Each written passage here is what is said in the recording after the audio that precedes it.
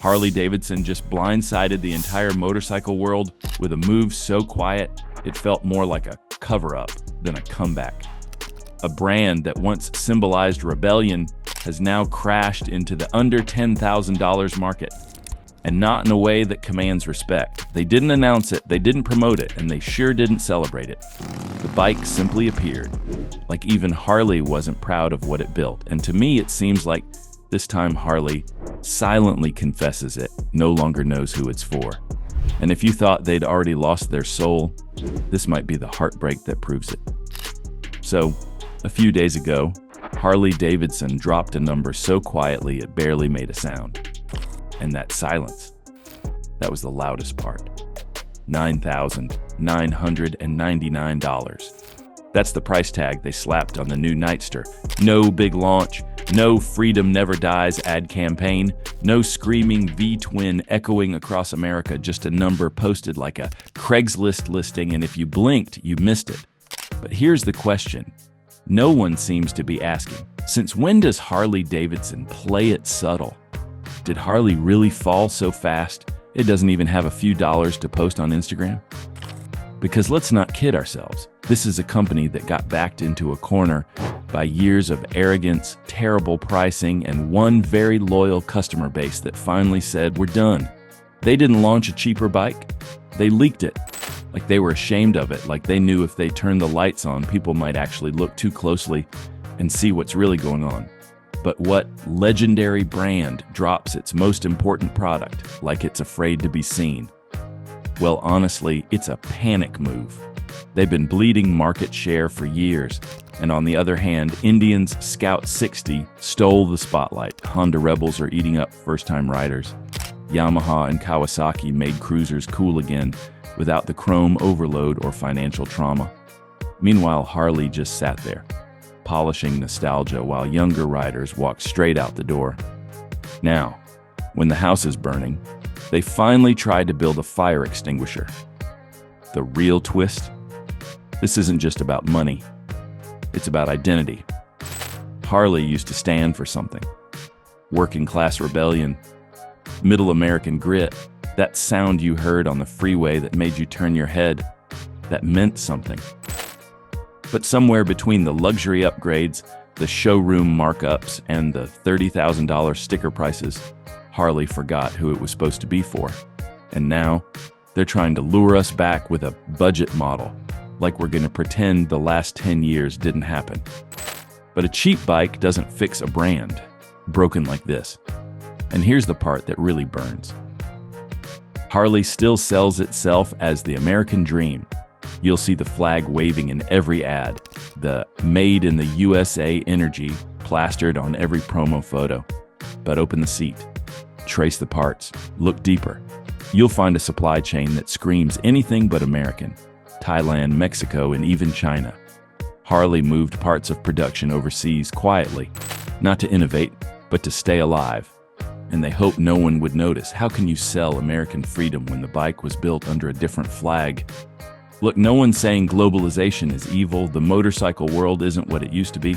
But Harley didn't just adjust, they outsourced the soul, and that's not something you can cover up with red, white, and blue decals, because for decades, riders didn't just buy bikes, they bought into the brand. The myth, the meaning that what you were riding stood for something bigger than torque and top speed. But that story doesn't land when the engine block says Bangkok. And the worst part? They're still pretending nothing's changed. You want to talk about betrayal? Let's talk about the people who kept this brand alive for generations. Veterans, mechanics, truckers. Dads were handing down bikes to their kids like they were heirlooms. Those aren't just customers. That's culture. That's history. And when Harley stopped speaking their language, those riders didn't just complain, they left. You can see it in the dealerships. You can feel it in the silence. You can scroll through eBay and see the heartbreak. Patch jackets for sale. Custom glides collecting dust. Because the price may be right, but is the soul still there? Somewhere along the way, Harley-Davidson forgot who built the empire. It wasn't influencers or marketing execs. It was the veterans, the truckers, the working class backbone of America. These weren't just buyers. They were believers, they carried the culture on their backs, wore the patch with pride, and passed the roar of the engine down like a family heirloom. And now, that loyalty has turned into silence. You don't lose a customer base like this overnight. You bleed it out by ignoring who kept the lights on. If you don't believe it, just scroll online. The heartbreak is public. Videos of lifelong riders torching their Harley jackets. Auction listings with emotional captions like, "I just don't see myself in this brand anymore."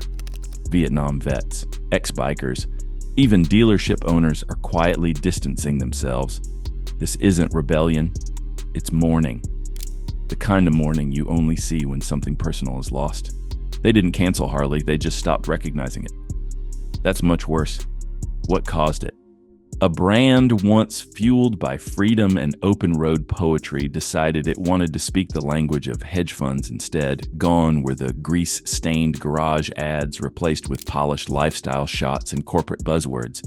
The messaging shifted from ride or die to investor confidence and strategic alignment. Harley didn't just lose its voice, it outsourced it to PowerPoint. You can't sell rebellion in a boardroom accent. No one buys that. And then came the silence. Not metaphorically, literally.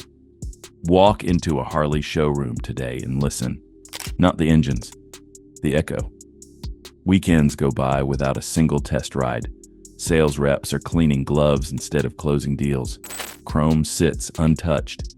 Even with the new $9,999 Nightster, the floor feels like a museum of memories, not a place people come to dream. Once a temple of culture, now just retail square footage with nothing to say. It's not that the bikes got worse, it's what the bond did.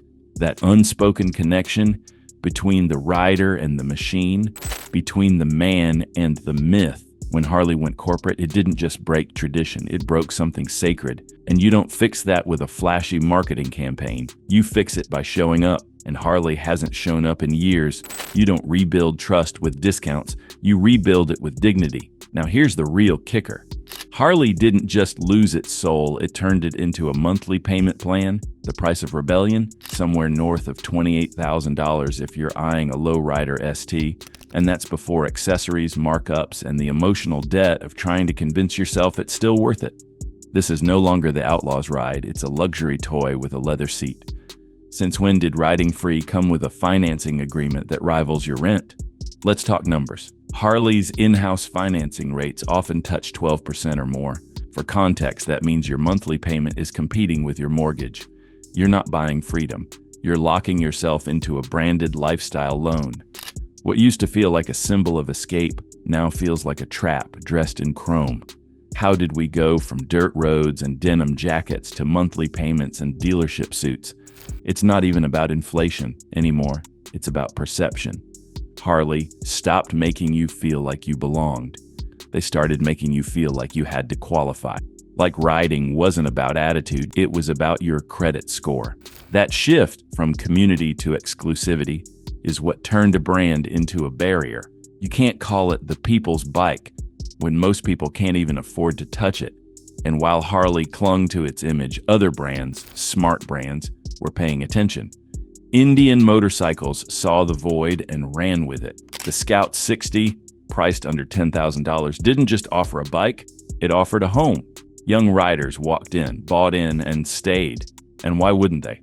It had the rumble, the aesthetic, and most importantly, the welcome mat Harley had rolled up years ago. Indians didn't just fill a gap, it exposed a wound Harley refused to treat. And then came the Japanese invasion. Again, but smarter this time. Honda dropped the Rebel series, a clean, smooth, reliable machine that looked good and cost less. Yamaha rolled out the Bolt. Kawasaki launched the Vulcan S. All of them were stripped down, no-bull cruisers that rode like they had something to prove. And they did. They weren't trying to be Harley, they were showing us what Harley used to be. The difference? These bikes didn't demand nostalgia. They delivered value. They spoke to the new generation. The one that doesn't care about legacy, but cares deeply about performance, reliability, and affordability. The kind of riders who won't pay a premium for a name if the ride doesn't match the hype. And Harley, for far too long, lived on name alone.